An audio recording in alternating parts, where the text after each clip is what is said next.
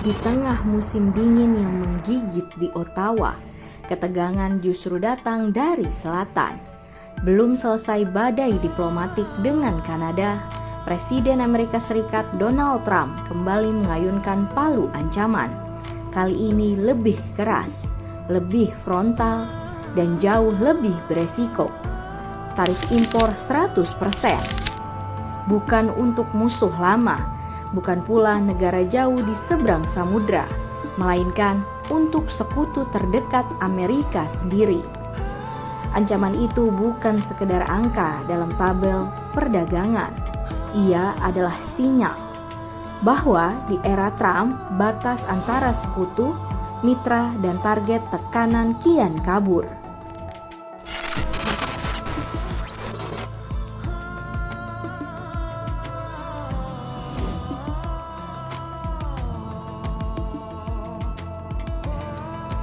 Pada Sabtu 24 Januari 2026, Trump secara terbuka mengancam akan memberlakukan tarif 100% atas seluruh produk Kanada yang masuk ke pasar Amerika Serikat. Pernyataan itu disampaikan langsung dari Gedung Putih. Alasannya jelas dan sengaja dibuat provokatif.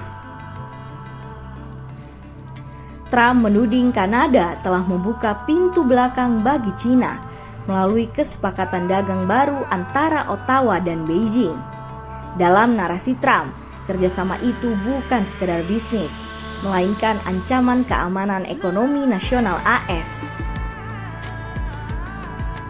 Di Washington, isu perdagangan kini dilekatkan langsung dengan isu keamanan. Investasi Cina di sektor mineral kritis, energi, dan infrastruktur utara Kanada dipandang sebagai celah strategis yang dapat merusak upaya AS melepaskan diri dari ketergantungan Beijing dalam rantai pasok global. Ancaman itu datang hanya beberapa hari setelah Perdana Menteri Kanada Mark Carney menyelesaikan kunjungan bersejarah ke Beijing. Kunjungan pertama pemimpin Kanada ke Cina sejak 2017. Di hadapan Presiden Xi Jinping, Carney menyepakati kemitraan strategis baru dengan 3 pilar utama: energi, pangan, dan perdagangan.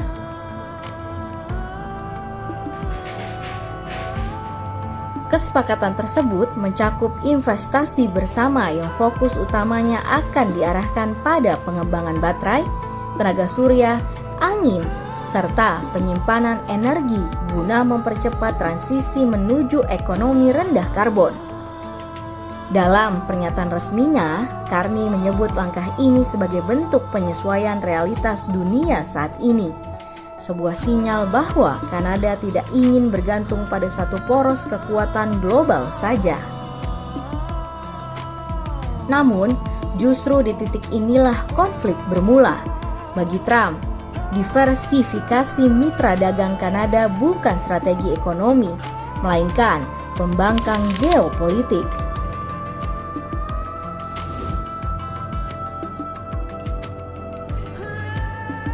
Konflik ini bukan sekedar soal neraca perdagangan, ia adalah pertarungan visi dunia.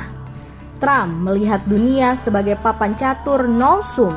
Jika Cina menang 1 langkah, Amerika harus membalas 2 langkah. Sebaliknya, Kanada di bawah Carney membaca dunia sebagai landscape multipolar yang menuntut fleksibilitas. Ketegangan ini diperparah oleh isu lain yang tampaknya tak terkait, namun sengaja dirangkai oleh Trump, Greenland, dan proyek pertahanan Golden Dome.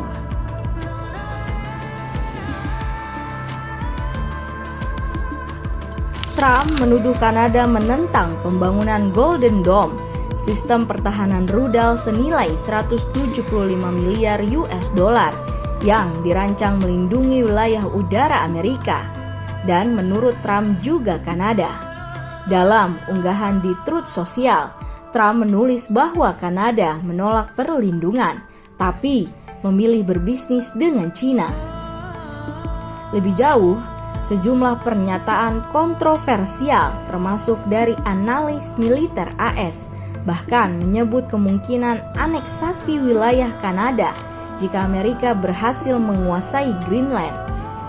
Pernyataan semacam ini meski tidak resmi menciptakan efek psikologis bahwa kedaulatan kini ikut dipertaruhkan dalam bahasa dagang.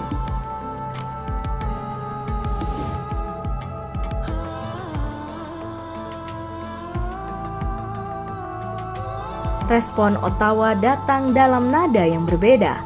Mark Carney tidak membalas dengan ancaman balasan tarif.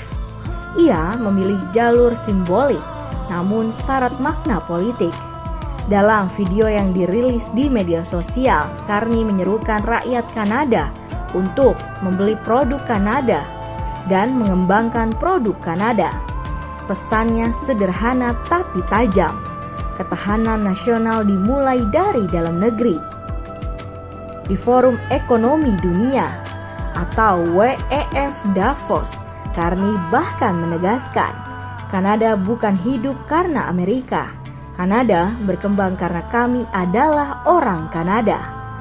Pernyataan itu menandai perubahan nada dari diplomasi lunak ke penegasan identitas nasional.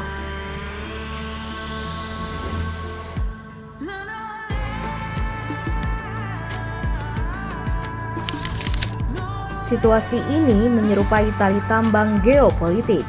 Amerika menarik dengan kekuatan pasar dan ancaman tarif. Kanada menahan dengan diversifikasi mitra dan legitimasi moral sebagai negara berdaulat. Jika tali itu putus, dampaknya tidak hanya dirasakan Ottawa atau Washington, tetapi seluruh rantai pasok Amerika Utara, dari otomotif hingga pangan.